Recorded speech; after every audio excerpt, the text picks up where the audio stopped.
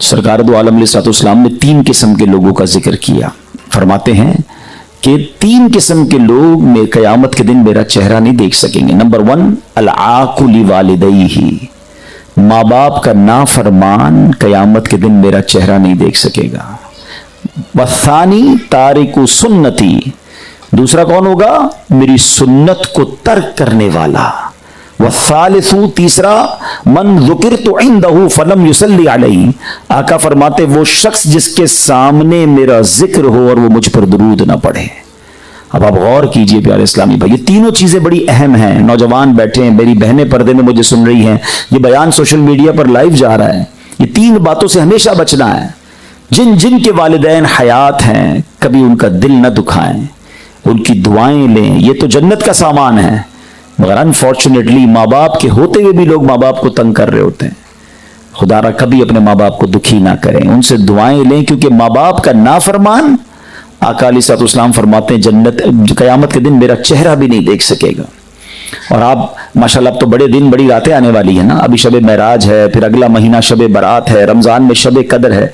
अब देखिए जो मगफिरत वाली रातें होती है ना उनमें करोड़ों लोगों की बख्शिश का जिक्र होता है, मगर चंद मुजरिमीन की लिस्ट भी हदीस में साथ आती है कि सब बख्शे जाएंगे, ये नहीं बख्शे जाएंगे। उस हर लिस्ट में आपको माँ बाप का नाफरमान जरूर मिलेगा। यानी माँ बाप के नाफरमान को माफी नहीं मिलती, बल्कि सच्ची बात यह है कि माँ बाप की नाफरमानी वो गुनाह है कि जिसकी सजा आखिरत में तो मिलनी है, दुनिया में भी मिलती है। ये वो मकाफात अमल है कि हमने देखा कि जो अपने माँ बाप को जिंदगी में सताता है वो अपनी औलाद में वो दुख जरूर देखता है। जो चाहता है कि मेरे बच्चे मेरे फरमाबरदार बने, उसको अपने माँ बाप का अदब करना होगा, उसको अपने माँ बाप को राजी रखना होगा। जितने यंगस्टर बिलखुसूस मुझे सुन रहे हैं, you are so lucky if you are parents with you. आप बड़े खुश नसीब हैं अगर आपके वालिदैन आपके साथ हैं। पूछो उनसे जिनके माँ बाप चले गए, आज जब उनसे बात करनी होती है तो कब्रिस्तान जाना होता है। और मैं आपको सच बताऊं, माँ बाप वैसे तो जिनके माँ बाप चले गए रोज ही याद आते हैं, मगर दो मौकों पर माँ बाप बहुत याद आते हैं। खास तौर पे जब घर में कोई खुशी आती है ना, कोई बड़ी नेमत मिल जाए, कोई बड़ी खुशी आए, तो माँ बड़ी याद आती है, वालिद बड़ा याद आता है कि आज वो होते तो देखते कि अल्लाह ने कितनी बड़ी खुशी दी है। बच्चों की शादी में याद आते हैं, नया घर लो तो याद आते हैं, नया कारोबार ले तो याद आते हैं कि माँ बाप होते तो कितना खुश होते। और एक मौके पर कब याद आते हैं? जब कोई बड़ी मुश्किल आ जाए, जब कोई बड़ी टेंशन आ जाए, तब भी माँ बाप बड़े याद आते हैं कि काश माँ होती तो दुआ करवा लेता, वालिद होता और एक जुमला ही कह देता कि बेटा घबराओ नहीं, मैं हूं, तो वही काफी था। तो आज है ना आपके पास, जिनके पास हैं, आपके पास तो हैं, आप क्यों नहीं उनके प्यार, उनसे दुआएं लेते, क्यों नहीं उनकी खिदमत करते?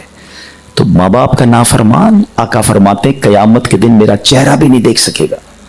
दूसरे नंबर पर फरमाया तारिक सुन्नती, मेरी सुन्नत को तर्क करने वाला। अब यहां यह भी बड़ा प्रॉब्लम हो गया है, इस कदर सुन्नतों से दूरी है, बल्कि अब कोई सुन्नत पर अमल करे तो मुसलमान कहलाने वाला उसका मजाक उड़ा रहा होता है। हालांकि ऐसा नहीं होना चाहिए। लोग कहते हैं सुन्नत ही है ना, है फर्ज तो नहीं, वाजिब तो नहीं। अब तो नमाजों की सुन्नतें भी छोड़ना शुरू कर दी हैं।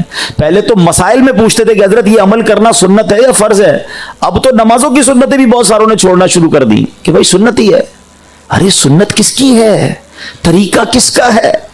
सुभान अल्लाह, सुन्नत को नॉर्मल ना लीजिए, ये कितनी बड़ी नेमत है। सरकार दो आलम सल्लल्लाहु अलैहि वसल्लम की एक हदीस सुनिए। मेरे आका फरमाते हैं जिसने मेरी सुन्नत से मोहब्बत की उसने मुझसे मोहब्बत की, और जिसने मुझसे मोहब्बत की वो मेरे साथ जन्नत में होगा। काना माया फिल जन्ना, यानी इसका मतलब ये हुआ कि सुन्नत रसूल पर अमल करना ये जन्नत में नबी पाक के साथ जाने वाला रास्ता है। और एक और हदीस आपने सुनी होगी, खास तौर पे निकाह के खुतबे में, तर्जमा नहीं मालूम होगा मगर सुनी जरूर होगी, फमन रगिब अन सुन्नती फलैसा मिन्नी। कभी माना भी पढ़ लिया करें। What is the meaning of that beautiful हदीस? कि जिसने मेरी सुन्नत से मुंह मोड़ा वो हम में से नहीं, उसका मुझसे कोई ताल्लुक नहीं। Try to understand, there are two different ways. एक रास्ता है जन्नत में नबी पाक के साथ जाने वाला कि जिसने सुन्नत से मोहब्बत की उसने मुझसे मोहब्बत की और वो जन्नत में मेरे साथ होगा। और एक तरफ फरमा रहे जिसने मेरी सुन्नत से मुंह मोड़ा उसका मुझसे कोई ताल्लुक नहीं, वो हम में से नहीं। फलैसा मिन्नी। अब यू हैव टू चूज, हमें गौर करना है कि कौन सा रास्ता अपनाना है, सुन्नत वाला या सुन्नत से मुंह मोड़ने वाला। और यहां इस हदीस में भी आका ने क्या फरमाया? कयामत के दिन मेरा चेहरा नहीं देख सकेगा। Now come towards the third हदीस। हदीस का जो थर्ड पार्ट है, जो मेरा एक्चुअल टॉपिक था दुरूद पाक के हवाले से, कि जिसके सामने मेरा जिक्र हो और वो मुझ पर दुरूद न पढ़े, कयामत के दिन मेरा चेहरा नहीं देख सकेगा। प्लीज अपनी शेड्यूल में, अपनी रूटीन में दुरूद पाक को शामिल करें।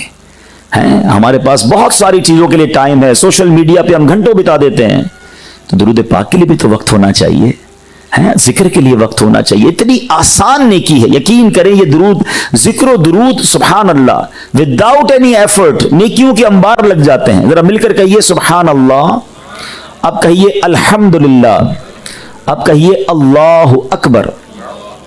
कितनी देर लगी? पूरा 1 मिनट भी नहीं लगा। ठीक है, बड़े बड़े बिजनेसमैन यहां बैठे हैं, बड़ी बड़ी मिलें चलाने वाले बैठे होंगे, कभी कैलकुलेट कीजिएगा आप इतना बड़ा कारोबार करके भी पर मिनट में क्या कमाते हैं, तो आपको अंदाजा होगा कि अगर महीने के करोड़ रुपए भी कमाता हूं ना, तो उसको अगर डिवाइड करता चला जाऊं तो 1 मिनट पे चंद हजार रुपए ही शायद बच जाएंगे। ऐसा ही है ना? मगर आपको पता है इस पिछले 1 मिनट में आपने क्या कमाया है? हम जितने भी लोग यहां बैठे हैं ना, अपनी सारी रकम, सारी प्रॉपर्टी, सारा वेल्थ मिला लें, मगर फिर भी हम सब मिलकर जन्नत में कोई प्रॉपर्टी खरीद नहीं सकते। We have no power to buy any property और एनीथिंग इन द पैराडाइज। ऐसा ही है ना? मगर आप, मेरे नबी के सच्चे वादे हैं, जो एक बार सुभान अल्लाह कहे उसके लिए जन्नत में दरख्त लगा दिया जाता है, एक बार अल्हम्दुलिल्लाह कहे जन्नत में दरख्त लग जाता है, एक बार अल्लाहु अकबर कहे जन्नत में दरख्त लग जाता है। मगर हमारे पास बाकी चीजों के लिए बड़ा टाइम है, मगर अल्लाह रसूल के जिक्र के लिए जबान तर नहीं होती। एक क्वेश्चन कर लेता हूं, जितने लोग यहां बैठे हैं, कौन कौन ये चाहता है कि मरते वक्त मेरी जबान पर कलमा जारी हो? माशाल्लाह, ईच एंड एवरी मुस्लिम, क्यों नहीं चाहेगा? हदीस पाक का मजमून है कि जिसकी जबान पर आखिरी कलाम ला इलाहा इल्लल्लाह होगा, दखल जन्नह, वो जन्नत में दाखिल हो जाएगा। ऐसा ही है ना? मगर आपके दिल के दरवाजे पर एक दस्तक देना चाहता हूं, आज पूरे दिन में कितनी बार कलमा पढ़ा है? अच्छा, पिछले पूरे वीक में कितनी बार कलमा पढ़ा है? चले पूरे महीने में, अपने आप को जवाब दें। I don't want to answer from you, आप खुद ही जवाब अपने आप को दे दें कि पूरे महीने में कितनी बार पढ़ा है ना? अजीब बात, मरते वक्त हर मुसलमान चाहता है जबान पर कलमा हो। पूरी जिंदगी में कब कितना पढ़ते हैं? तो जिंदगी में पढ़े ना। ये फलसफा समझ लीजिए। Whenever you feel tired or sick, जब भी आपको कमजोरी, ये थकावट या बीमारी फील होगी, आपको बात करने को जी नहीं चाहता है। आप जब थके हुए होते हैं या बीमार होते हैं, कोई आपसे बात करता है, आप क्या कहते हैं? अभी बात ना करो, अभी जी नहीं है बात करने का। ऐसा ही है, सकरात का जो वक्त होगा ना, वो बहुत ज्यादा टायर्डनेस का होगा, बहुत तकलीफ का वक्त होता है, जब रूह कमजोरी होती है। उलमा कहते हैं उस वक्त जबान बड़ी भारी हो जाती है, बात करने को जी नहीं चाहता। अगर चाहते हो कि मरते वक्त जबान पर कलमा आ जाए, तो जिंदगी में अपनी जबान को कलमे का आदी बना लो। प्लीज कम से कम एक तस्बीह तो रोजाना कलमा पाक की पढ़ लिया करें। अफदलु जिक्र कहा गया ला इलाहा इल्लल्लाह हदीस पाक में, but nobody have time for that. चले मैं आपको एक फार्मूला बता देता हूं, आसान कर देता हूं। अगर आप वाकई समझ बैठे हैं कि यार वाकई ये तो बड़ी आसान है कि सुबह शाम अगर मैं 200-400 बार दुरूद पाक पढ़ लूं, कलमा पाक पढ़ लूं, सुभान अल्लाह, अल्हम्दुलिल्लाह, अल्लाहु अकबर, और अल्लाह के जो अज़कार है वो कर लूं, जिक्र कर लूं, उसे याद कर लूं, तो आप कोशिश करें। आप में से बहुत सारे ऐसे होंगे जो वॉक करते होंगे, अच्छी बात है, सेहत के लिए वॉक करनी चाहिए, तो वॉकिंग टाइम को दुरूद टाइम बना लें। जब भी आप वॉक करें, जॉगर्स पहनते होंगे, शूज पहनते होंगे, तस्बीह साथ रख लें और आप इसको प्रैक्टिस करके देखें। 40-45 मिनट, 1 घंटे की आप वॉक करेंगे और ना जाने कितने सैकड़ों बार आप दुरूद पाक और कलमा पाक पढ़ लेंगे। ट्रैवलिंग टाइम को दुरूद पाक बना दें, दुरूद टाइम बना दें, जिक्र टाइम बना दें। गाड़ी में बैठे हैं, ड्राइवर चला रहा है या आप चला रहे हैं, दोनों सूरतों में आपकी जबान तो फारिग है ना, आप दुरूद पढ़ते रहें, कलमा पाक पढ़ते रहें, अल्लाह का नाम लेते रहें। सुभान, हर घड़ी नेकियों में इजाफा।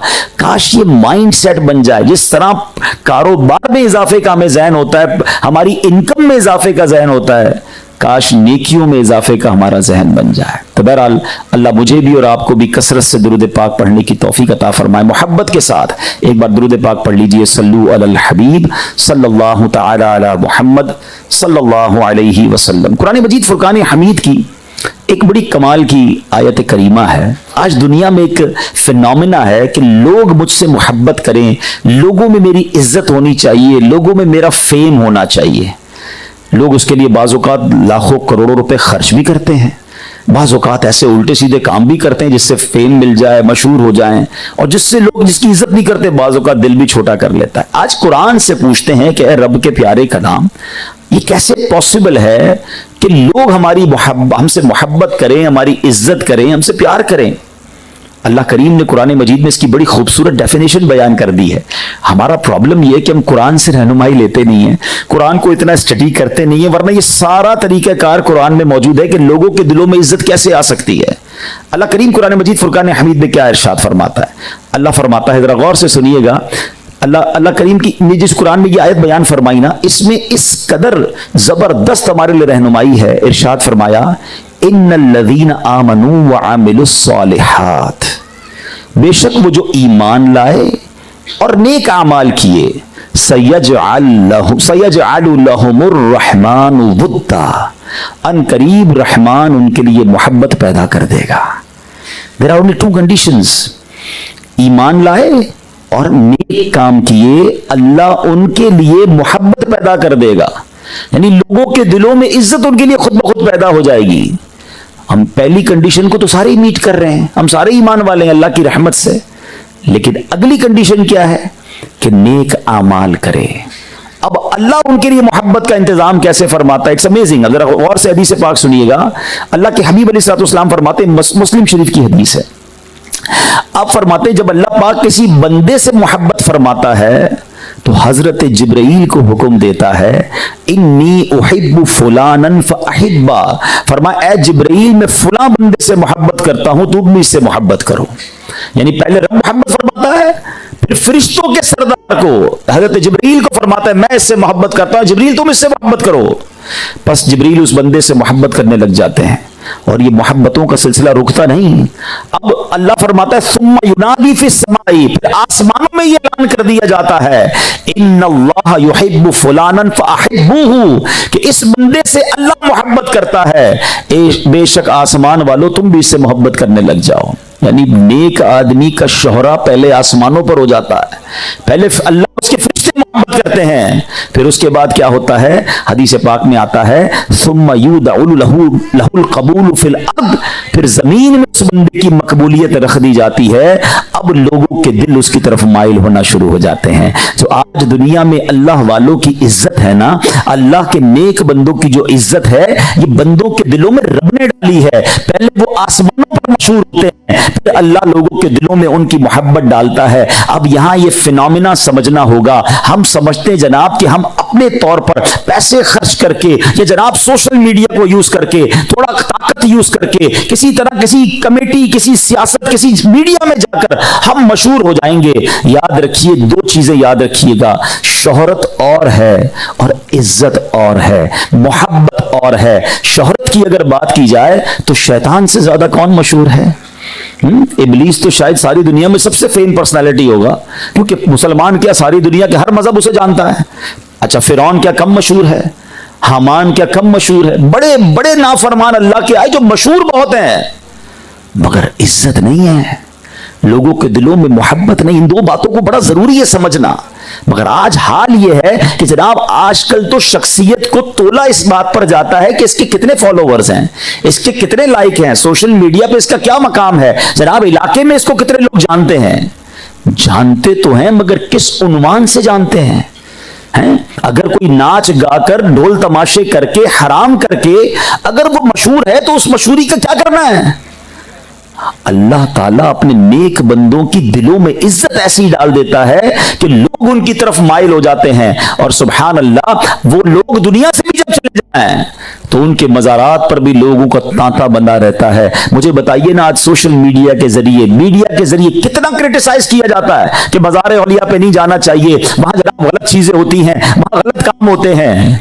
पहले तो चले गलत कामों का जवाब दे दूं कि मज़ारात औलिया पर हम भी कहते हैं कि कुछ लोग ऐसे हैं जो जाहिल हैं, वो ऐसे काम करते हैं जो नहीं करने चाहिए। मगर मुझे एक बात बताएं, अगर नाक पर मक्खी बैठ जाए तो मक्खी उड़ाई जाती है, नाक काट दिया जाता है? हम मक्खी को उड़ाएंगे ना। अगर शादियों के अंदर हराम काम हो रहे हैं तो कोई ये तो नहीं कहता शादी खत्म कर दो, वो कहता है शादियों में हराम काम नहीं होने चाहिए। तो मज़ारात औलिया पर अगर कुछ लोग गलत करते हैं तो we have to make them learn, हमें सिखाना है। दावत इस्लामी उस पर काम करती है। हमने एक पूरा दावत इस्लामी का डिपार्टमेंट बनाया जो मज़ारात औलिया पर जाकर गलत तरीके से मज़ारात औलिया पर हाजिरी देने वालों की तरबियत करते हैं, मगर उनके फैजान को, उनकी बरकतों को कैसे डिनाई कर सकते हैं। अल्लाह वालों की बारगाह में जाकर रब से दुआ करना, ये तो रहमतों के नुज़ूल की जगह है। सुभान अल्लाह, इसका सबूत तो हमें कुरान से मिलता है। देखिए ना, अल्लाह के नबी हैं हजरत ज़करिया अलैहिस्सलाम, उनको औलाद की तमन्ना थी। नबी तो अल्लाह से जब चाहे जैसे चाहे दुआ कर सकता है, मगर वो कहां गए थे दुआ करने? हजरत मरियम की उस मेहराब में गए जहां हजरत मरियम इबादत करती थी। अल्लाह ने वो दुआ कबूल की और आपको औलाद अता फरमाई। सुभान अल्लाह, कुरान का ये वाक़या हमें बता रहा है कि जहां अल्लाह वाले इबादत करें वहां जाकर दुआ मांगे तो दुआएं कबूल होती हैं। अरे जहां सरतापा अल्लाह वाले मौजूद हों तो उनके मज़ारात पर जाकर अगर कोई अल्लाह से दुआ करे तो क्यों ना बरकतें मिलेंगी। तो बताने का मकसद ये है कि दिलों में इतनी मोहब्बत है। अब दाता हुजूर चले जाएं। अच्छा, लोग हजारों रुपए अपनी जेब से खर्च करके अल्लाह वालों के दरबार में जाते हैं। कुछ लोग पैसे खर्च करके अपने पास बुलाते हैं, फिर भी लोग नहीं आते। मगर यह कैसी मोहब्बत है कि दुनिया भर से लोग उनके दरबार पर जाकर अपने लिए उनकी सोबत में बैठना सआदत समझते हैं। तो समझाना इस आयत से मकसूद यह है कि अगर बंदा ईमान ले आए, अगर बंदा नेक अमल करे, अल्लाह का पसंदीदा बन जाए, फिर रब बाकी लोगों को उनसे राजी कर देता है। अगर इसी सिनेरियो के अंदर अब ख्वाजा खाजगान ख्वाजा गरीब नवाज रहमतुल्लाहि तआला अलैह को देखें, आज उनके उर्स की रात है। क्या अजीम पर्सनैलिटी है। बर्रे सगीर पाको हिंद पर आपका कितना बड़ा एहसान है कि आज उनकी वजह से कितने लोग मुसलमान हैं। आपको मालूम होना चाहिए, जब ख्वाजा खाजगान ख्वाजा गरीब नवाज यहां पर आए थे अजमेर शरीफ और हिंदुस्तान में, everybody become enemy of him. कोई रेड कारपेट नहीं मिला था, ख्वाजा साहब को वेलकम करने वाले लोग नहीं थे, उनके खिलाफ हो गए क्योंकि हिंदू बसते थे, पुतों की पूजा करने वाले थे और वो अल्लाह वहदहू ला शरीक की तरफ बुलाने वाले थे। लेकिन क्या हुआ, उन्होंने स्टेडफास्टनेस दिखाई, वो लगे रहे अपने काम में, इखलास के साथ उन्होंने काम किया। अल्लाह ने उरूज कैसा दिया कि 90 लाख गैर मुस्लिम आपके हाथ पर मुसलमान हो गए। ये कितनी बड़ी खिदमत उन्होंने की। और उसके बाद सुभान अल्लाह इस पूरे इलाके में इस्लाम फैलता चला गया। तो आए मेरे प्यारे इस्लामी भाइयों, सीखना क्या है? अल्लाह वालों की सीरत पढ़कर हमें अपने लिए क्या खूबसूरत बातें सीखनी है। मैं यहाँ एक खूबसूरत रिवायत आपके सामने हदीस पाक का मजमून पेश करना चाहूंगा जो बहुत सारे हमारे मिसकंसेप्शंस को दूर करेगी। हदीस पाक में आता है जिसका मजमून है कि कुछ लोग अल्लाह को जब राजी करने वाले काम करते हैं तो बंदे उनसे नाराज हो जाते हैं, मखलूक उनसे नाराज हो जाती है। वो लेकिन अल्लाह को राजी करते रहते हैं। एक वक्त आता है अल्लाह मखलूक को भी उनसे राजी कर देता है। एंड ऑफ द डे तो दोनों फायदा में रहा ना, अल्लाह भी राजी, बंदे भी राजी। शुरू में मुखालिफत हुई। अब इसी सिनेरियो में आप अंबिया किराम को देख लें, साहबा किराम को देख लें, औलिया किराम, खुद नबी पाक अलैहिस्सलाम की सीरत पढ़ें कि जब स्टार्ट ऑफ द दीन हुआ था पत्थर बरसाए लोगों ने, नोबडी एक्सेप्ट हिज मैसेज। अपने हो गए, अपने रिश्तेदार दुश्मन हो गए नबी पाक अलैहिस्सलाम के। लेकिन क्या हुआ, बाद में सारी दुनिया नबी पाक के गुण गा रही है। एक मैं ही नहीं उन पर कुर्बान जमाना है। ख्वाजा गरीब नवाज को देख लें, हैं जब वो इस्लाम की दावत लेकर आए सब नहीं हो गए, दुश्मन हो गए, मगर आप अल्लाह रसूल की बात करते रहे। आज सारी दुनिया में लोग उनके चाहने वाले। हम लाहौर में बैठे हैं, हम फैसलाबाद में बैठे हैं, अजमेर में नहीं है, हिंदुस्तान वाले नहीं है ना, उनसे मिले हैं, मगर आज यहां बैठकर उनकी बात क्यों हो रही है? उन्होंने रब को राजी किया, रब ने सबको राजी कर दिया। Try to understand, always focus हमारा ये होना चाहिए। देखें, हम सबको राजी नहीं कर सकते। अब इसी हदीस का अगला पार्ट समझ लीजिए, ये हमारी फैमिलीज के लिए, हम सब के लिए बड़ा जबरदस्त है। नबी पाक फरमाते हैं सल्लल्लाहु अलैहि वसल्लम, कुछ लोग मखलूक को राजी करने के चक्कर में, मखलूक को राजी करते करते रब को नाराज कर बैठते हैं, और एक वक्त आता है मखलूक भी उनसे नाराज हो जाती है। Look at the difference. वहां रब राजी हुआ तो सब राजी हो गए, यहां रब नाराज हुआ तो बाकी भी नाराज हो गए। अब इस कैटेगरी में कौन आता है, जरा ये भी समझ लेते हैं। उस कैटेगरी को तो समझ लिया ना कि अंबिया हैं, सहाबा हैं, औलिया हैं, ये मुश्किलात में थे मगर लगे रहे, अल्लाह ने सबको राजी कर दिया। इमाम हुसैन को देखे ना, कूफा वालों ने तो साथ ही छोड़ दिया था, हैं 72 लोग थे सामने, 22,000 आ गए थे, तलवारें लेकर आ गए थे, शहीद हो गए, मगर अल्लाह को राजी किया ना। आज बताओ कितना प्यार है हमारे दिलों में उनसे, अल्लाह की कसम बहुत प्यार है। अपने बच्चों से ज्यादा इमाम हुसैन और उनके बच्चों से प्यार है। क्यों? हमारे ईमान का तकाजा। ये कैसे हुआ प्यार? ये अल्लाह ने डाला कि उन्होंने रब को राजी किया। कुरान में रब ने फरमाया ना, अल्लाह फिर उनके लिए मोहब्बत का इंतजाम फरमा देता है। तो ये बात समझनी होगी कि मैंने अल्लाह को राजी करना है। बंदों को राजी करते करते रब को नाराज ना कर बैठिएगा। और आज मैं थोड़े से कुछ लोगों की मिसालें दे देता हूं, सिर्फ एग्जाम्पल्स हैं, वरना तो हम सब इसमें अल्लाह ना करे कहीं फंस ना जाए। कि कुछ लोग फेम के चक्कर में, मशहूरी के चक्कर में, पैसों के चक्कर में हराम काम करते हैं और लोग उनसे बड़े राजी हो रहे होते हैं। नाचने वाले, गाने वाले, पता नहीं क्या क्या हो रहा है आजकल। तो अब लोग आगे पीछे घूम रहे हैं, उनको भी लग रहा होता है जनाब मेरा उरूज है, मिलियन फॉलोवर, 1 करोड़ जानने पहचानने वाले, और जनाब दुनिया भर में नाम। मगर मुझे बताइए ना, ऐसे लोगों का एंड क्या होता है जो रब को नाराज करते करते लाइफ गुजारते हैं? है कोई आज उनकी कब्र पर जाने वाला? है कोई आज उनको याद करने वाला? है कोई आज उनके लिए फातिहा करने वाला? बल्कि ऐसे लोगों को तो मौत से पहले भी अखबारात में खबरें आती हैं कि पता नहीं बेचारे बीमार हुए तो कोई इलाज कराने वाला नहीं, जनाजे में कोई कांधा देने वाला नहीं। जिनके करोड़ों फैंस थे, कहां गए वो सारे फॉलोवर्स? मैं उनसे भी बात करना चाहता हूं। देखें, अगर आप मशहूर हैं तो किस उन्वान पर मशहूर हैं, ये सोचिए। करोड़ लोग मुझे देख रहे हैं मगर मेरा हराम काम देख रहे हैं। मैं मर गया तो क़यामत तक ऐसा ना हो मुझे मार पड़ती रहे। तो लोगों को राजी करते करते कहीं रब को नाराज ना कर ले, फिर बाद में सब नाराज हो जाते हैं। राजी उसी से रहते हैं जिससे रब राजी होता है। ये फॉर्मूला दोनों कैटेगरीज मैंने आपके सामने ओपनली रख दी है। आप अंबिया, सहाबा, अहले बैत और औलिया को देखें और इन लोगों को देखें। आज कौन है इनका नाम लेने वाला? उस वक्त तो बड़ा उरूज था, बड़ा फेम था। अब आते हैं, हम अपने बारे में बात कर लेते हैं। आप कहेंगे जनाब मैं तो कोई इस तरह का नाचने गाने वाला तो नहीं हूं, मेरे तो कोई ऐसा काम नहीं। लेकिन हम अपनी जिंदगी में ये गलतियां कर रहे होते हैं। बीवी राजी हो जाए, बच्चे राजी हो जाएं, फ्रेंड्स राजी हो जाएं, क्या करें जनाब, दोस्तों के लिए करना पड़ता है। माजरत के साथ मैं भी एक शादी की महफिल में आया हुआ हूं, अगर मैं अपना फर्ज अदा करके जाऊंगा कि आज शादी में हम क्या कुछ ऐसा नहीं करते जो रब को नाराज करने वाला हो। किस लिए? चंद दोस्तों के लिए, चंद रिश्तेदारों के लिए कि लोग क्या कहेंगे, भाई कोई बड़ा फंक्शन नहीं किया, लोग क्या कहेंगे कोई बड़ा कमाल धूम धड़क्का नहीं किया। चंद लोग राजी रहेंगे, थोड़े दिनों तक बातें करेंगे, ये तो चले जाएंगे अपने घर पर। अल्लाह नाराज हो गया तो फिर मैं, अच्छा मुझे एक बात बताइए, हमें खुशियां देने वाला कौन है? सब मिलकर जवाब देंगे। हमें खुशियां देने वाला अल्लाह। हमें रोजी देने वाला कौन है? इज्जत देने वाला कौन है? अच्छा, शादी के बाद बड़ी तमन्ना होती है कि नेक साले सेहतमंद औलाद हो। औलाद देने वाला कौन है? बरकत देने वाला कौन है? जिसने देना है, हम खुशी में उसी को नाराज कर देते हैं कि चंद दोस्त राजी हो जाएं, चंद फैमिली मेंबर। ना किया करें ऐसा प्लीज। एक बात मैं बार बार कर रहा हूं आजकल, मेरा ये जुमला याद कर लीजिए, बल्कि एक सवाल करूंगा और एक नियत करवाना चाहूंगा। पहला सवाल यह है, मुझे बताइए ना, ये कैसी खुशी है कि मैं राजी, मेरे दोस्त राजी, मेरे फैमिली मेंबर राजी और मुझे खुशी देने वाला मेरा रब नाराज। I have a question for all of you. ये खुशी बनती है? क्योंकि एंड ऑफ द डे तो खुशी हमने लस ही लेनी है ना, है हम बाजू का। अच्छा, फिर पता गेम क्या की है शैतान ने हमारे साथ? Whenever we try to celebrate something, सिर्फ ये शादी का प्रॉब्लम नहीं है, बच्चे की शादी, बच्चे की सालगिरह करनी है, नया घर अल्लाह ने दिया तो घर में दोस्तों की पार्टी करनी है, कोई नया बिजनेस आपने शुरू किया तो बिजनेस की ओपनिंग सेरेमनी करनी है, अल्लाह ने नया साल दिया तो नए साल की खुशी मनानी है। Whenever whatever we want to celebrate, जब भी खुशी का मौका आता है, सच बताओ शैतान कैसी प्लानिंग उसने की है कि हमसे अल्लाह की नाफरमानी करवाता है। कहीं म्यूजिक डलवाता है, कहीं आतिशबाजी डलवाता है, कहीं मादअल्लाह बेपर्दगी डलवाता है, कहीं नाच गाने डलवाता है, शादियों में तो सुना है जुए और पता नहीं क्या क्या हराम काम। आप खुशी अल्लाह से लेना चाहते हो और हर खुशी में उसी को नाराज कर रहे हो।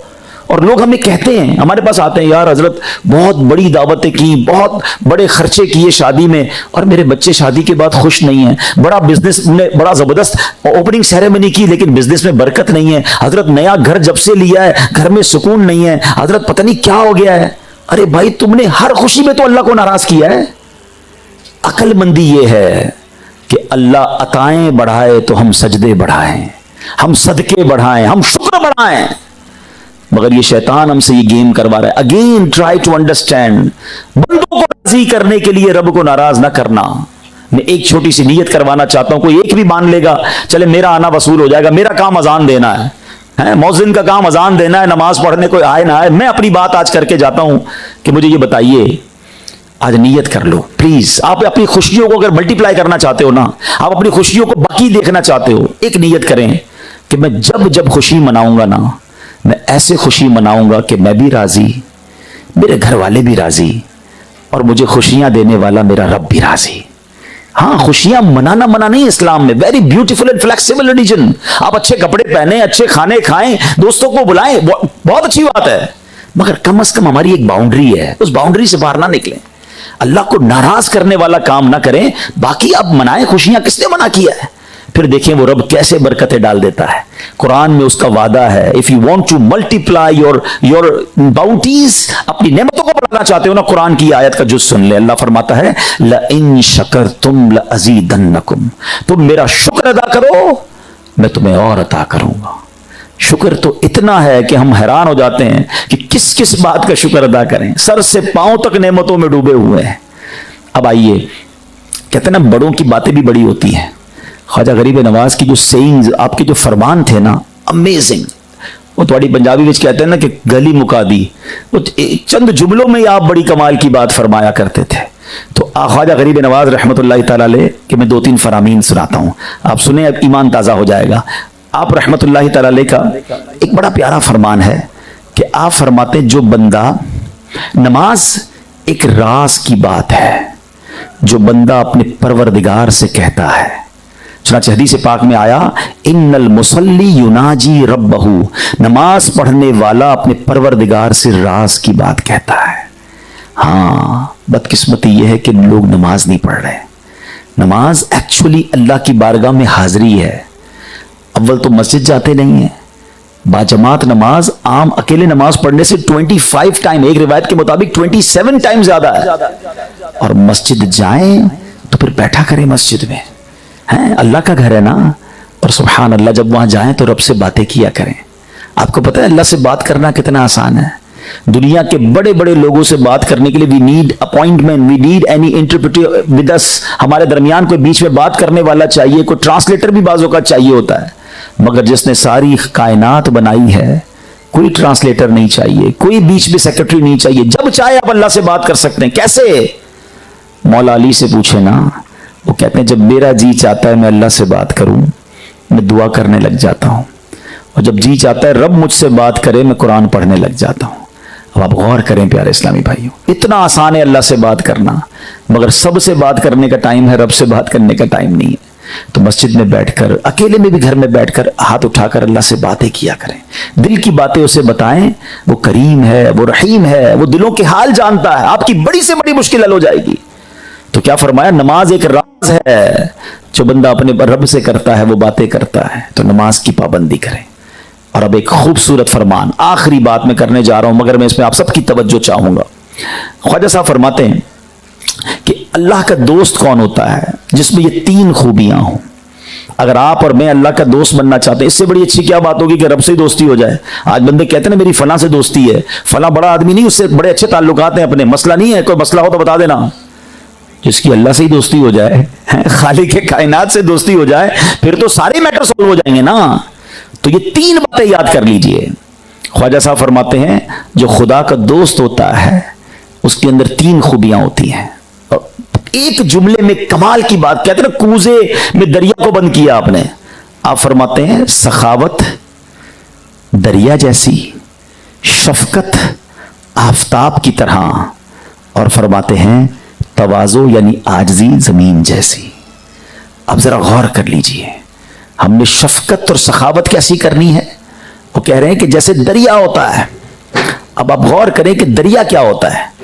दरिया के अंदर कहीं भी किसी दरिया के आगे बोर्ड नहीं लगा होता कि जनाब यहां आबशार का पानी तो आएगा, बारिश का पानी आएगा, नदी नाले का पानी नहीं आएगा। वो सबको लेके चलता है।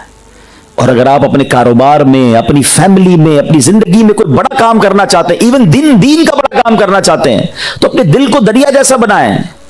लोग मोहब्बत करने वाले भी मिलेंगे, क्रिटिसाइज करने वाले भी मिलेंगे, हिम्मत बढ़ाने वाले भी मिलेंगे, हिम्मत तोड़ने वाले भी मिलेंगे।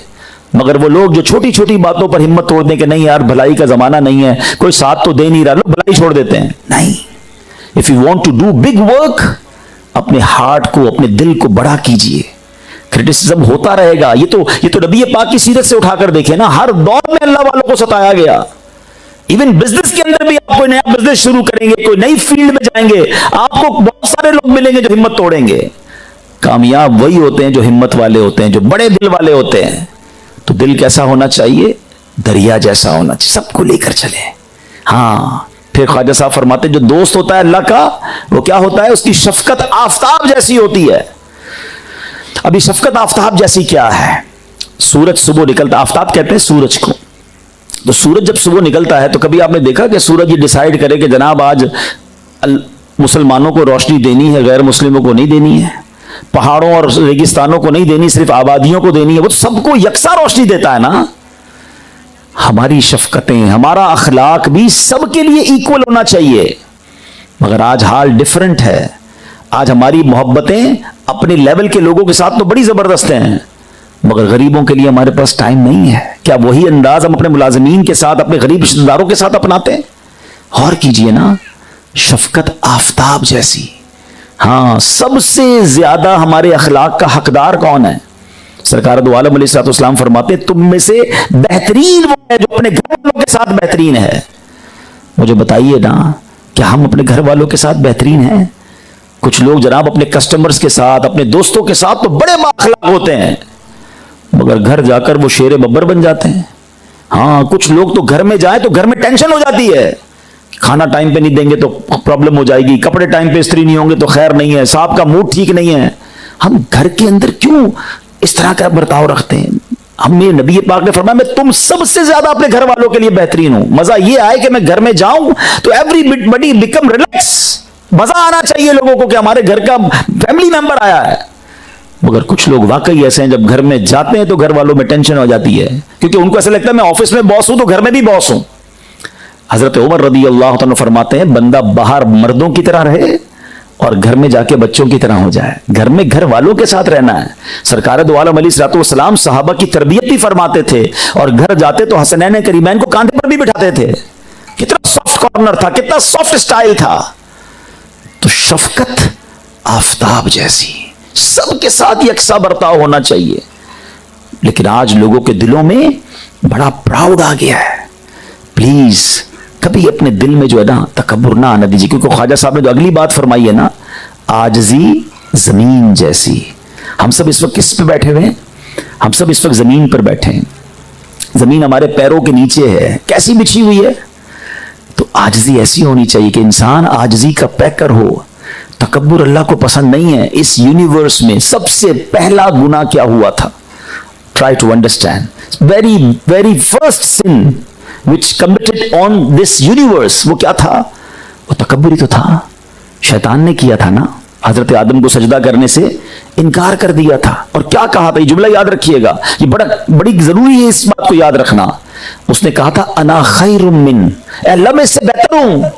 खलक़तनी मिन नार व खलक़तहू मिन तीन। अल्लाह तूने मुझे आग से बनाया, इसको मिट्टी से बनाया है, मैं बेहतर हूं।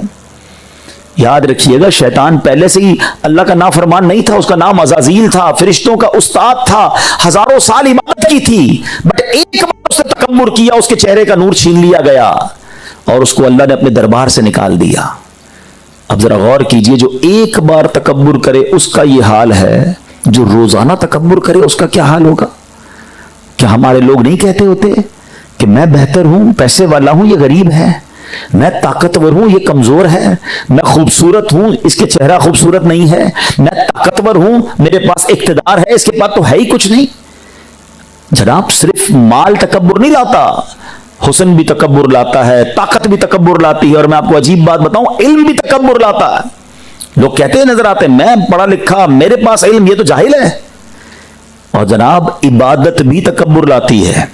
शैतान है ना, मरदूद है, हर तबके में तकब्बुर लाता है। वो इबादत कैसे तकब्बुर लाती है? कोई बंदा 5 वक्त का नमाजी है, तहज्जुद गुजार है, रोजे रखता है, कहता है मैं इबादत करता हूं, तो करता ही कोई नहीं है। आप जरूर इबादत कीजिए, मगर किसी को हकीर ना जानिए, ऐसा ना हो सारी इबादत ही बर्बाद हो जाए। हजरत गालिबन सुफियान सौरी रहमतुल्लाह तआला का वाकया ना, आप कहीं अपने बेटे के साथ सफर पर जा रहे थे, तो रास्ते में किसी जगह आराम किया, रात गुजरी तो सारे काफले वाले सोए हुए थे, बाप बेटा उठे और तहज्जुद पढ़ी। तो बेटा कहता है, हकीम लुकमान का वाकया, वो कहते हैं कि बेटा कहता है अपने वालिद को, अब्बा जान ये कैसे लोग हैं, सारे सोए हुए हैं, किसी ने तहज्जुद नहीं पढ़ी। तो हकीम लुकमान की हिकमत वाला जुमला सुने, कहते बेटा तू भी सोया रहता तो ठीक था, बात समझने वाली है कि तहज्जुद पढ़कर बाकी लोग तुम्हें हकीर लग रहे हैं, तो इससे बेहतर था तुम ही सोया करता, ना पढ़ता तहज्जुद। तो ये सारी बातें समझनी है कि कहीं जिंदगी में दिलों में तकब्बुर तो नहीं आ गया। हमें ये गौर करना होगा। ये हदीस तकरीबन बच्चे बच्चे को याद होती है, लेकिन अमल अल्लाह करे मिल जाए कि जिसके दिल में राई के दाने के बराबर तकब्बुर होगा वो जन्नत में नहीं जाएगा। कभी जिंदगी में ये ना कहा करें कि मैंने किया है, मेरे डिसीजंस की वजह से इतने पैसे बन गए, मैंने जनाब बहुत काम किया, मैंने बड़े अच्छे जनाब फैसले किए, टाइमली परचेज कर लिया, मैंने इतनी स्टडी की है मार्केट को, अब जनाब मेरे फैसलों में तरक्की होती है। ऐसा कभी ना सोचा करें। जो दिया है मेरे रब ने दिया है, मेरी कोई औकात नहीं। मुझसे ज्यादा होशियार लोग बेचारे परेशान हैं। अंगूठे चाप को हमने अरबोपति बनते देखा है। अल्लाह जिसे चाहता है नवाज देता है, और उसी अंगूठे चाप के पास चार्टर्ड अकाउंटेंट जॉब कर रहा होता है। अल्लाह की मशीयत है, वतुइज़्ज़ु मन तशा वतुज़िल्लु मन तशा। अल्लाह की बारगाह में बंदों के सामने झुके रहना है। जो तकब्बुर करते हैं ना, देखिए दुनिया में भी जिस दरख्त पे फल लगते हैं ना, वो फल हमेशा झुकता जाता है। अगर आप चाहते हैं ना आपको फल लगते रहें, झुकते रहिए, आजिज़ी इख्तियार कीजिए।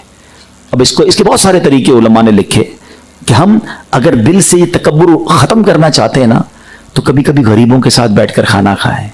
अब हमारा हाल ये है, इतनी डिस्क्रिमिनेशन है कि हमें अगर फैसलाबाद शहर की कोई बड़ी शख्सियत, बड़ी पार्टी दावत पे बुलाए, हम पहले पहुंच जाते हैं। और हमारा ही मुलाजिम कभी कहे कि साहब घर पे बच्ची की शादी है, तो हम कहे बेटा पता है ना आजकल कितना बिजी हूं, तो टाइम नहीं है, तो मैं नहीं आ सकता। नहीं मेरे प्यारे इस्लामी भाई, उस बड़े सेठ की दावत में जहां 2000 लोग आए ना, मैं और आप नहीं जाएंगे तो नोटिफाई नहीं होंगे। बहुत सारे लोग आए हुए हैं। उस गरीब की शादी में चले जाओगे ना, सारी जिंदगी याद रखेगा कि मेरा साहब आया था, हमारे घर उन्होंने आकर हमारी इज्जत बढ़ाई थी। अरे जहां खुशियां ज्यादा हो वहां जाए ना, उनकी दुआएं लें। हम हाथ मिलाते ना, मस्जिद की नमाज पढ़नी, मस्जिद के अंदर भी हो रहा होता है कि नमाजी भी उससे हाथ मिलाते जिसको जानते हैं। हालांकि ख्वाजा साहब क्या कह रहे हैं, अल्लाह का दोस्त वो है जिसकी शफकत आफताब जैसी हो। सबसे मिले ना, जिसको नहीं जानते उससे भी मिले। बल्कि मैं एक आपको मशवरा देता हूं, बाज़ औक़ात मस्जिद में या बाज़ औक़ात महफिलों में इस तरह का भी कोई बंदा आ जाता है जिसके हाथ पैर टेढ़े होते बेचारे माजूर होते हैं। बाज़ औक़ात उनकी आपने देखा होगा लार थूक भी निकल रहा होता है। ऐसे लोगों से लोग दूर रहते हैं, यार हाथ मिलाऊंगा तो हाथ गंदे हो जाएंगे। मैं आपको सही बताऊं, जाकर उसको सीने से लगा लो। ये लॉटरी है, क्योंकि शायद इसको महीनों से किसी ने सीने से नहीं लगाया होगा। उसकी आंखों में आपको आंसू मिलेंगे, उससे पूछता ही कोई नहीं है। हम मस्जिद के खादिम को नहीं पूछते, बेचारा हमारे लिए सफाई करता है, कभी रुक के उससे हाथ नहीं मिलाते। हम किसी होटल में जाएं, हम किसी महफिल में जाएं, किसी शादी में जाएं, बाहर गार्ड खड़े होते हैं, हम गुजर जाते हैं, उनको सलाम नहीं करते। रुके, मुसलमान भाई हैं, वो मेरे गरीब हैं तो क्या हुआ, मैं भी हो सकता था उसकी जगह गार्ड। हाँ, मुझे अल्लाह ने अंदर बिठाया, उसको बाहर खड़ा किया, तो किसकी, ये रब की मेहरबानी है ना। आप यकीन करें, आप अपने दिल में नूर महसूस करेंगे जिस दिन आप ऐसे लोगों से मिलना और उन्हें इज्जत देना शुरू करेंगे। सरकार दो आलम अलैहिस्सलाम के अजीम नवासे इमाम हसन रदी अल्लाह तआला अन्हु, मकाम क्या है, जन्नती नौजवानों के सरदार हैं। ये खानदान तो जन्नत जिनकी कदमों के तले है ना। एक बार कहीं जा रहे थे, देखा कुछ फकीर गरीब लोग थे, फुटपाथ पे रोड पे बैठ के खा रहे थे। कहते हैं शहजादा हुजूर हमारे साथ भी खाइए ना। इमाम हसन सवारी से उतरे, उनके साथ बैठ गए, नबी पाक के नवासे होकर उन फकीरों के साथ बैठ गए। मगर कहते हैं मेरे भाइयों, मैं सैयद हूं, आले रसूल हूं, मैं सदके का माल, ज़कात का माल खा नहीं सकता हूं, मैं तुम्हारे साथ बैठा हूं, कंपनी दे रहा हूं। आज तुमने मुझे बुलाया, कल मेरे घर पे तुम्हारी दावत है। अपने घर पे उन तमाम गरीबों को बुलाया और शानदार खाने खिलाए। मैं और आप उस नबी की उम्मती हैं, उस खानदान के चाहने वाले। में क्या हो गया है, हमारी टोन क्यों चेंज हो जाती है? जैसे ही अल्लाह पाक इज्जत देता है, माल देता है, लोग अपने गरीब रिश्तेदारों को भूल जाते हैं। बल्कि मुझे पता चला कि लोग इंट्रोड्यूस कराने में डर रहे होते हैं कि मैं कैसे बताऊं ये मेरे चचा का बेटा रक्षा चलाता है, या बना जनाब मेरे जो फला रिश्तेदार है वो ठेला लगाता है, या जनाब वो गरीब सोसाइटी में रहता है। लोग इग्नोर करते हैं अपने अमीर दोस्तों से मिलाने में। क्यों इग्नोर कर रहे हैं भाई? अल्लाह ने मुझे वहां से यहां तक पहुंचाया है। हमें उन रिश्तेदारों को भी साथ लेके चलना है। उन्हें कभी ये एहसास मत होने देना कि यार एक था हमारा रिश्तेदार जो पहले तो हमारे साथ उठता बैठता था, आज पैसे वाला हो गया तो उसकी नजरें ही चेंज हो गई हैं। एक बात याद रखिएगा, जो रब दे सकता है ना वो वापस भी ले सकता है। हाँ, और तकब्बुर उसे पसंद नहीं है। आजिज़ी इख्तियार कीजिए और आप बिलीव करें, मल्टीप्लाई। अच्छा, ये अजीब फिनोमेना है कि जनाब जरा रख रखाव रखना चाहिए, जरा डिस्टेंस रखना चाहिए, वरना इज्जत कम हो जाती। भूल है आपकी, दुनिया में जितने आजिज़ी करने वाले बड़े लोग हैं, आप देखिए लोग उनकी इज्जत ही कर रहे होते हैं। और ये हदीस पाक का मजमून है, जो अल्लाह के लिए आजिज़ी इख्तियार करता है, अल्लाह उसे तरक्की अता फरमाता है, उसे उरूज अता फरमाता है। आप ये करके देखिए तो इंशाअल्लाह अगर दिल से तकब्बुर दूर हो गया। मैं अगेन रिपीट कर देता हूं, ये 3 बातें आज याद कर जाएं। अल्लाह का दोस्त वो है जिसकी सखावत दरिया जैसी, जिसकी शफकत आफताब जैसी, और जिसकी आजिज़ी ज़मीन जैसी। इसको याद करके रिपीट करते रहेंगे ना तो इंशाअल्लाह दिल में बातें आएंगी कि यार वाकई अगर आफताब रोशनी सबको दे रहा है तो मुझे भी हुस्न अखलाक सबको देना है। मेरी स्माइल के, मेरे अखलाक के हकदार सारे ही मुसलमान हैं, सिर्फ मेरे अपने घर वाले नहीं हैं, सिर्फ मेरे अपने दोस्त नहीं हैं। सबके साथ अच्छा बर्ताव करें। और जो लोग डिप्राइव्ड हैं, जो लोग महरूम हैं, जो लोग बेचारे गरीब हैं, उन्हें ज्यादा प्यार दिया करो, क्योंकि उनको नहीं मिलता प्यार इस जमाने में। और उन किसी एक के दिल से दुआ निकल गई ना, आप बिलीव करें आपके तूफान टल जाएंगे, आपकी मुश्किलें आसान हो जाएंगी, आपके काम जो बरसों से रुके होंगे ना, कोई एक दिल से दुआ निकल गई तो पता नहीं आप किधर से किधर निकल जाओगे। और इसी तरह आखिरी बात, किसी की बद्दुआ मत लेना, किसी की हाय मत लेना। मैंने पंजाब के ही सफर में एक जुमला सीखा था कि मजबूत आदमी से न डरो, माड़े आदमी से डरो। जिस तो मुझे कहा ना, मैंने इसको रोक लिया। मैंने कहा इसका मतलब तो बताओ मुझे, तो मैं उर्दू बोलने वाला, माड़ा किसको कहते हैं? तो कब माड़ा कहते हैं कमजोर आदमी को। तो मैंने कहा कमजोर आदमी से क्यों ना डरें? कमाल का जुमला कहा। कब मजबूत आदमी तो आपसे अपना बदला खुद ही ले लेगा, माड़ा जो होगा ना वो बदला नहीं ले सकेगा, मगर वो अल्लाह को कह देगा, वो उधर फरियाद पहुंचा देगा, वो अपनी फाइल उधर जमा करा देगा। और जब उधर जाएगी ना आवाज, तो फिर जालिम ने बचना नहीं है। हाँ, अल्लाह मजलूम के साथ है। प्लीज जिंदगी का एक उसूल बना ले, मैंने दुआएं लेनी है, मैंने हाय नहीं लेनी है। गुस्सा भी आता होगा, दिल भी चाहता है, मगर माफ कर दिया करें। कुछ लोग तो मुलाजमीन के साथ बड़ा बड़ा गलत बर्ताव करते हैं। अब वो गरीब आदमी गालियां भी सुन रहा है, डांट भी सुन रहा है, कर तो कुछ नहीं सकता, बेचारे को जॉब कहीं और नहीं मिलेगी।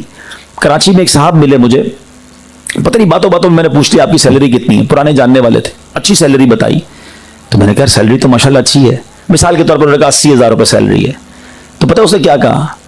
कहते 40,000 काम करने की सैलरी है, 40,000 गालियां सुनने की सैलरी है। मैंने कहा क्या बात कर रहे हो? कहता सुबह शाम सेठ गालियां देता है। मैंने कहा फिर क्यों करते हो? कहाँ मिलेगी नौकरी आज के दौर में? मुझे बताओ, वो जो गालियां देने वाला है उसको कहीं जवाब नहीं देना? याद रखिएगा, कोई कैसा ही क्यों ना हो, अल्लाह का बंदा है, उसका दिल तोड़ने की इजाजत नहीं है। आज हम दुनिया में अगर मैं किसी से पूछूं ना, बताएं मुफलिस कौन है, गरीब कौन है, तो आप वही जवाब देंगे जो सहाबा इकराम ने जवाब दिया था। सहाबा इकराम से एक बार नबी पाक अलैहिस्सलाम ने सवाल किया, बताओ मुफलिस कौन है? यही सवाल मैं आपसे कर लेता हूं, आपका भी वही जवाब होगा जो सहाबा इकराम ने दिया। कहा हुजूर जिसके पास पैसे नहीं है, दिरहम और दिनार नहीं है। आप भी ये कहेंगे ना गरीब तो वो जिसका पैसे नहीं है। नबी पाक ने डिनाई किया, कहा वो नहीं है। फरमाया मुफलिस वो है जो कयामत के दिन पहाड़ जितनी नेकियां लेकर आएगा। हदीस पाक का खुलासा है, हज भी लाएगा, रोजे भी लाएगा, ज़कात भी लाएगा, नमाजें भी लाएगा। ए हाजियों सुनो, ए नमाजें पढ़ने वालों सुनो, आका फरमाते नेकियां होंगी उसके पास, मगर वो इस हालत में आया होगा कि किसी का दिल दुखाया होगा, किसी पर जुल्म किया होगा, किसी का माल दबाया होगा, किसी की गीबत की होगी। वो सारे लोग अल्लाह की बारगाह में खड़े हो जाएंगे, क्लेम करेंगे या अल्लाह हमारा हक दिला। अच्छा, दुनिया में तो आप और मैं कोई प्रॉब्लम हो तो पैसे लेके मसला हल करते हैं ना कि भाई आपका कर्जा है तो पैसे ले लें, ज्यादती हो गई, अब जमीन ले ली तो जमीन ले लें। कयामत को एक ही करेंसी होगी और वो है आमाल, या तो गुनाह होंगे या नेकियां होंगी। तो नबी पाक फरमाते हैं जिस पर जुल्म किया होगा उनमें से एक बंदा उसकी नमाजें ले जाएगा, दूसरा उसके रोजे ले जाएगा, एक हज ले जाएगा, एक ज़कात ले जाएगा, एक एक करके सारी नेकियां खत्म हो जाएंगी। मगर जिन पर ज्यादती की होगी वो बंदे बाकी रह जाएंगे, क्योंकि कुछ लोगों की तो बदकिस्मती से आदत ऐसी है कि रोज ही दिल तोड़ रहे हैं। हैबिट बन गई ना बदतमीजी की, जारेहानापन की, टॉन्ट करने की, तंज करने की। औरतों में भी बड़ा प्रॉब्लम है। खुदा के वास्ते मेरी बहनें मुझे सुन रही हैं, हमारे बुजुर्ग हमें सुन रहे हैं, हमें यह ख्याल करना है कि ये सारी नेकियां बर्बाद हो सकती है अगर हम हुकूकुल इबाद में कमजोर हैं। तो पढ़ने लोग जाते हैं और मस्जिद में जाके दिल तोड़ रहे होते हैं। मैं माजरत के साथ कह रहा हूं, हम देखते हैं आते हैं नमाज पढ़ने, मौज़िन को डांट रहे हैं, कभी खादिम को डांट रहे हैं, कभी नमाजियों को डांट रहे हैं। अरे भाई आप नमाज पढ़े ना यार, पता नहीं नमाज के आते जाते कितनों का दिल तोड़ गए। याद रखिएगा, तलवार का वार जो है वो पूरा हो सकता है, जबान का वार उसकी जो दिल टूटता है ना वो बरसों तक उसका इलाज नहीं हो पाता। अब क्या होगा? नबी पाक अलैहिस्सलाम फरमाते नेकियां खत्म, लोगों को नेकियां दे दी, बंदे बच गए।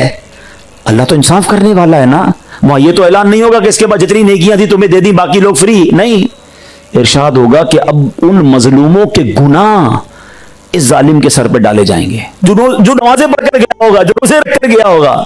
और फिर ऐलान होगा ये वो शख्स है, बदनसीब है, जो लोगों के गुनाहों के सबब जहन्नम में जा रहा है, उसको फिर जहन्नम में डाला जाएगा। याद रखिए, हुकूकुल्लाह वेरी इंपॉर्टेंट, मगर हुकूकुल इबाद वो ज्यादा सेंसिटिव हैं। नमाज, रोजे, हज, ज़कात जरूरी है, जरूर करने हैं, मगर अगर कोई सारी जिंदगी नमाज ना पढ़े ना और अल्लाह से सच्चे दिल से माफी मांग ले, रब जाने उसका मामला अपने अल्लाह के साथ है ना। लेकिन उसी की बशियत है कि अगर बंदे को नाराज किया है ना, जब तक बंदा माफ नहीं करेगा रब भी माफ नहीं करेगा। फैमिली के लोग बैठे हैं, खानदान के लोग बैठे हैं, मेरी बहनें पर्दे में सुन रही हैं, लाइव बयान जा रहा है। खुदारा बड़ा मुबारक महीना है, रजब का महीना है, अल्लाह का महीना। अगर किसी का दिल दुखाया है ना, हिम्मत करके माफी मांग लो। यहां नहीं मांगोगे ना, वहां बहुत मुश्किल हो जाएगी। अपने मुलाजिम का दिल दुखाया है, कोई बात, दिल बड़ा करके माफी। आप कहेंगे यार मैं सेठ होके मुलाजिम से माफी मांगू, यहां मांग लो, उधर तो और मुश्किल हो जाएगी। हाँ, सास बहू के झगड़े हो रहे होते हैं, फैमिली में जनाब नाराजगियां हो रही होती हैं, एक दूसरे को माफ कर दें, दिल बड़ा कर लें, और फिर ताकि खुशी खुशी इंशाअल्लाह हम नबी पाक के पीछे पीछे जन्नत में जाएं। अल्लाह पाक जो आज हमने सुना उसे याद रखने, अमल करने और दूसरों तक पहुंचाने की तौफीक अता फरमाए। ऐसी प्यारी बातें दावत इस्लामी के माहौल में सिखाई जाती हैं। आपके फैसलाबाद में सूसा रोड मदीना टाउन में दावत इस्लामी का मरकज़ फैज़ान मदीना है। हर जुमेरात को वहाँ इज्तिमा होता है, आया करें। जैसा आज बयान आपने सुना है, अगर आप चाहते हैं कि ऐसे बयानात आप मज़ीद सुने तो हमारा मदनी चैनल पर ऐसे बयानात आते हैं। हमारे सोशल मीडिया पर, जैसे आज भी ये लाइव जा रहा है, ऐसे बयानात ऑलवेज हो रहे होते हैं। तो आप इस बयान को और बयानों को सुनना चाहते हैं तो सोशल मीडिया के जो हमारे पेजेस हैं, दावत इस्लामी के, मदनी चैनल के, खुद मेरा भी सोशल मीडिया अकाउंट अब्दुल हबीब अत्तारी के नाम से जो भी हमारे बड़े हैं सबके हैं, तो आप उनको फॉलो कर लें ताकि आप इन चीज़ों को सुनते रहेंगे तो इंशाअल्लाह ज़िंदगी में हम अमल करने वाले बन जाएंगे।